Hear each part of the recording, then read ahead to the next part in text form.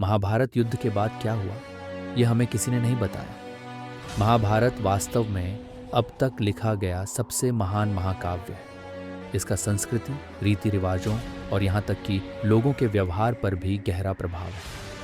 कुरुक्षेत्र युद्ध को अब तक लड़े गए सबसे खूनी युद्धों में से एक माना जाता है। मानव इतिहास में जो झात है वह ये है कि पांडव जीते और कौरव हारे।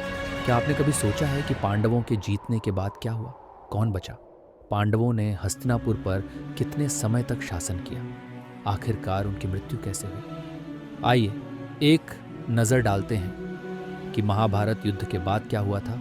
कुरुक्षेत्र युद्ध जीतने के बाद पांडवों को हस्तिनापुर का शासक बनाया गया और युधिष्ठिर ने शासन का नेतृत्व किया। पीड़ित गांधारी ने भगवान कृष्ण को श्राप दिया कि वह और पूरे यादव वंश उसके बेटों की तरह दर्दनाक मौत की कामना करते हैं। पांडवों ने 36 वर्षों तक हस्तिनापुर पर शासन करना शुरू किया। इस बीच गांधारी ने भगवान कृष्ण को श्राप दिया, जिससे द्वारका में कई अप्रिय घटनाएं हुई, जहां कृष्ण ने पूरे यादव वंश से प्रभास में पलायन का नेतृत्व किया। कबीले में विद्रोह हो जाता है और यादव एक दूसरे को मार डालते हैं, यहाँ तक कि उनकी पूरी जाति ही नष्ट हो जाती है। एक शिकारी गलती से नश्वर भगवान कृष्ण पर एक तीर चलाता है।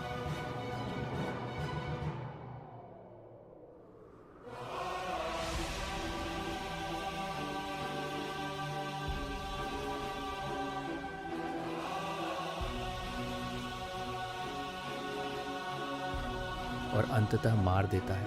तब से भगवान कृष्ण महाविष्णु के साथ विलीन हो जाते हैं और भगवान कृष्ण के निधन के बाद अपने नश्वर मानव शरीर को छोड़ देते हैं। वेद व्यास अर्जुन को बताते हैं कि उनके और उनके भाइयों का उद्देश्य जीवन खत्म हो गया है।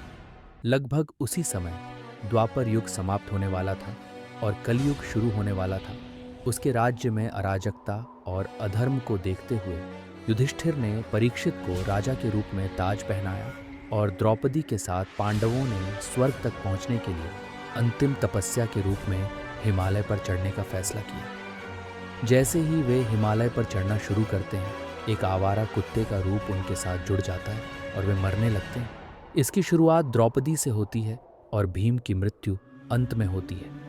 उनकी मृत्यु के कारण उनकी इच्छाओं, मुद्दों और उनके गर्व के कारण होने वाली परेशानियों से जुड़े हैं। युधिष्ठिर, जिन्हें किसी भी चीज़ पर गर्व नहीं था, कुत्ते के साथ हिमालय के पार स्वर्ग के द्वार पर पहुंचते हैं। स्वर्ग के द्वार पर भगवान एक कुत्ते के रूप में प्रसन्न होकर अपनी पहचान प्रकट करते हैं और जाने से पहले युधिष्ठिर आकाश में प्रवेश करते हैं और उन्हें नरक के फांसी के तख्ते से होकर यात्रा करनी पड़ती है। नरक में युधिष्ठिर देखते हैं कि उनके भाई और द्रौपदी अपने पापों का प्रायश्चित कर रहे हैं। इसके बाद भगवान इंद्र युधिष्ठिर को स्वर्ग ले जाते हैं और वादा करते हैं कि उनके भाई और द्रौपदी भी वहाँ होंगे। इस प्रकार महाभारत के सबसे महत्वपूर्ण पात्र भगवान कृष्ण और पांडव इस नश्वर संसार से चले गए। इसके बाद कलयुग शुरू हुआ, जो आज का विश्व है जिसे हम जानते हैं। दोस्तों, इस वीडियो को देखने के लिए आप सभी का बहुत बहुत धन्यवाद।